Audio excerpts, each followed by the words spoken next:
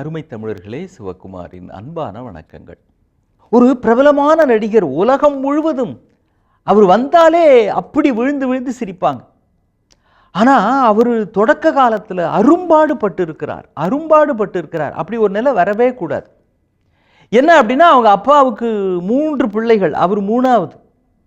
அவங்க அப்பா ஒரு குறிப்பிட்ட காலகட்டத்தில் என்னால் இவங்களெல்லாம் பார்த்துக்க முடியாது அப்படின்னு விட்டுட்டு போயிடுறார். அந்த நாட்டில் அதெல்லாம் சர்வசாதாரணம். அந்த அம்மாவும் இந்த 3வது குழந்தை இருக்குதுங்களே, அதை கொண்டு போய் ஒரு அரசாங்க குழந்தைகள் காப்பகத்தில் அந்த குழந்தை, அதை அவங்க தான் இவர் தான் இந்த நடிகர் தான் அந்த குழந்தை, அவரை கொண்டு போய் அங்கே விட்டுட்டு அந்த அம்மாவும் போயிடுறாங்க. தன்னந்தனியாக ஒத்தையில் அந்த காப்பகத்தில் வளர்றார். அப்புறம் கொஞ்சம் கொஞ்சமாக வளர்ந்து இந்த மாதிரியான விஷயங்களில் நடிப்பு, பாட்டு, டான்ஸு இதிலெல்லாம் அவருக்கு ஆர்வம் வந்து தடுமாறி யாரோ ஒரு தயாரிப்பாளர் அவர்கிட்ட போய் வாய்ப்பு கேட்குறார். அவர் கண்ணாபுனான்னு இவர் தட்டுறாரு. உனக்கெல்லாம் நடிப்பு இருக்கேடா, இது ஒரு மூஞ்சா, ஒடுக்கு உழுந்து கிடக்கிற, உன்னை பார்த்தா கோமாளி மாதிரி இருக்கிற நீயே, உனக்கு நடிக்கணும்னு ஒரு ஆசையா, போப்பா அப்படின்னு அந்த தயாரிப்பாளர் இவருடைய தோற்றத்தை கடுமையாக விமர்சிக்கிறார். அதுக்கு பிறகு இன்னொரு இடத்திலே போய் மேக்கிங் எ லிவிங் அப்படின்னு ஒரு திரைப்படத்தில் நடிக்கிறார். அந்த முதல் திரைப்படம் அட்டர் ஃப்ளாப் திரைப்படம்னா இப்போ தான் நம்மெல்லாம் பார்க்குற மாதிரி 2 மணி நேரம். அது ஒரு அருமையான பொழுதுபோக்காக நமக்கு பிற்காலத்திலே அது கிடைத்ததை இப்பொழுது நாம் ரசிக்கிறோம். திரைப்படம் அப்படின்ற ஒன்று வந்த காலகட்டத்தில் 10 நிமிடம் 15 நிமிடம் தான் மொத்த திரைப்படமே. அதை பார்க்குறதுக்கு டிக்கெட் வாங்கிட்டு உள்ளே போவாங்க. அதுவே ஊரில் இருக்கிற விஐபிகளுக்கு மட்டும்தான் அதில் அனுமதி. அதுக்கு பிறகு தான் பொதுமக்கள்லாம் போய் பார்க்கலாம். ஏன்னா திரைப்படம் என்பதே ஒரு அபூர்வமான விஷயம். அதை பார்க்கணும். அது நம்ம ஊரில் திரைப்படம் அரங்கேற்றி இருக்கிறாங்களாம், படம் காட்ட போகிறாங்களா அப்படின்ன உடனே முதல்ல ஊரில் இருக்கிற விஐபிக்கெலாம் தான் அதை போட்டு காட்டுவாங்க. அவங்களும் ரொம்ப ஆர்வமாக இப்படி புதுசாக ஒன்று பொழுதுபோக்கு வந்திருக்குதே அப்படின்னு அவங்களும் வந்து பார்ப்பாங்க. அது மாதிரி இவர் நடித்த அந்த மேக்கிங் எ லிவிங்ன்ற திரைப்படம் முழுக்க தோல்வி அடைந்து விட்டது. அவ்வளவு ஆர்வமாக திரைப்படம் பார்க்கக்கூடிய ஜனங்களுக்கு கூட அந்த படம் பிடிக்கல அப்படின்னா பாருங்களேன். இவர் அப்புறம் அங்கே போய் இங்கே போய் ஒரு நாள் அவசரமாக புறப்படணும். அதுக்கு தேவையான ஆடை கிடைக்கல. ரொம்ப இறுக்கமான ஒரு கோட்டு ஒன்று தான் இருந்தது, அதை போட்டுக்கிட்டார். அது மட்டும் இல்லை, ஷூவும் சரியாக இல்லை. இருக்கிற ஷூ கிடைச்சது என்னவோ அந்த வலது காலுக்கு ஒன்று இடது காலுக்கு ஒன்று அப்படின்னு அந்த சைஸ் முன்ன பின்ன இருக்குது, அது மாதிரி அதையும் போட்டுக்கிட்டாரு. அப்புறம் புறப்படுறதுக்கு முன்னால் ஷேவ் பண்ணிட்டு புறப்படலாம் அப்படின்னு இவர் புறப்படுறாரு. அவசரத்தில் அந்த மீசை இருக்கே, அது அளவு ரொம்ப சின்னதாக ஷேவ் பண்ணி எடுத்துடுறார். ஹிட்லர் மீசை அப்படின்னு சொல்லுவாங்களே, அந்த அளவுக்கு சின்னதாக போயிடுது அவருடைய மீசை. அப்புறம் இனிமேல் என்ன செய்ய முடியும், மற்றதாவது அட்ஜஸ்ட் பண்ணிக்கலாம். அப்புறம் மீசையே இது மாதிரி சின்னதாகி போச்சுன்னா பரவாயில்ல, காமெடி வேஷம் தானே அப்படின்னு இவர் போகிறாரு.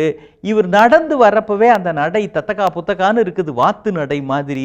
இவர் தொளன்னு ஒரு பேண்ட்டு, டைட்டாக ஒரு கோட்டு, சின்னதாக ஒரு மீசை, உதட்டுக்கு மேலே ஏதோ ஒரு சின்ன கரப்பாம்பூச்சியை ஒட்ட வச்ச மாதிரி சின்ன. இதை பார்த்த உடனேயே அந்த தயாரிப்பாளருக்கு என்னையா இது இப்படி ஒரு தோற்றமான அவர் விழுந்து சிரிக்கிறார்.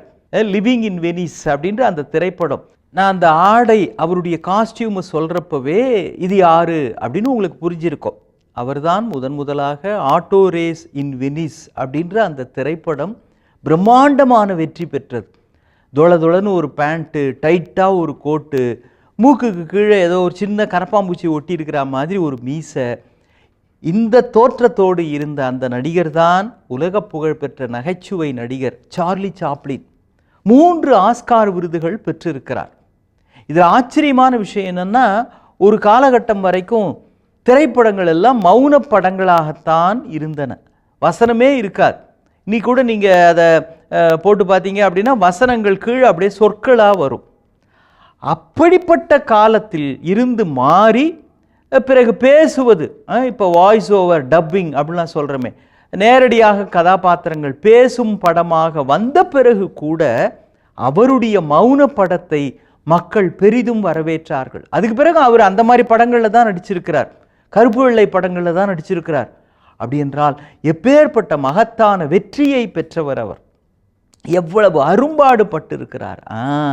தான் வாழ்வதன் மூலமாக சார்லி சாப்ளினுடைய சாதனை என்ன அப்படின்னா, உலகத்தில் 24 மணி நேரமும் யாரோ ஒரு 10,000 பேர் அவர் திரைப்படத்தை பார்த்து அவரால் சிரித்து கொண்டே இருக்கிறார்கள் அப்படின்னு ஒரு புள்ளி விவரம் சொல்றாங்க.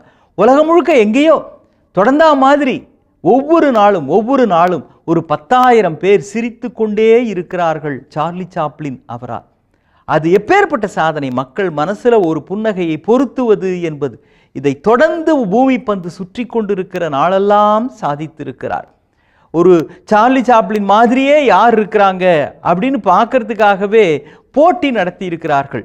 அந்த போட்டியில நெஜம் சார்லி சாப்ளினும் கலந்துகிட்டு இருக்கிறாரு. அவருக்கு 2வது பரிசு தான் கிடைச்சிது. அவருக்கு அந்த போட்டியிலே 2வது பரிசு தான் கிடைச்சிது.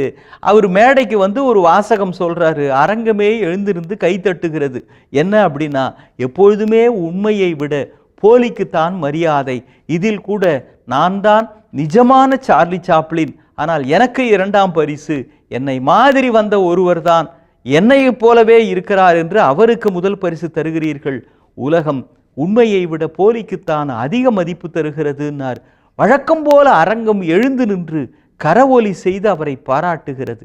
அப்ப இப்படிப்பட்ட சாதனைகளால் அரும்பாடுபட்டு எப்படியும் அதை நான் அடைவேன் என்று நினைக்கிற உத்வேகம் உள்ளவர்கள்தான் உண்மையிலேயே வாழ்கிறார்கள்.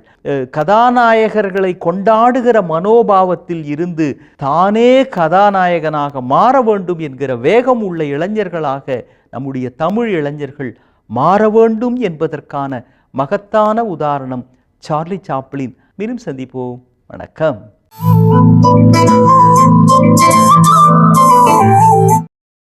இன்னும் பல வீடியோக்களை காண சன் லைஃப் சேனலை சப்ஸ்கிரைப் பண்ணுங்க.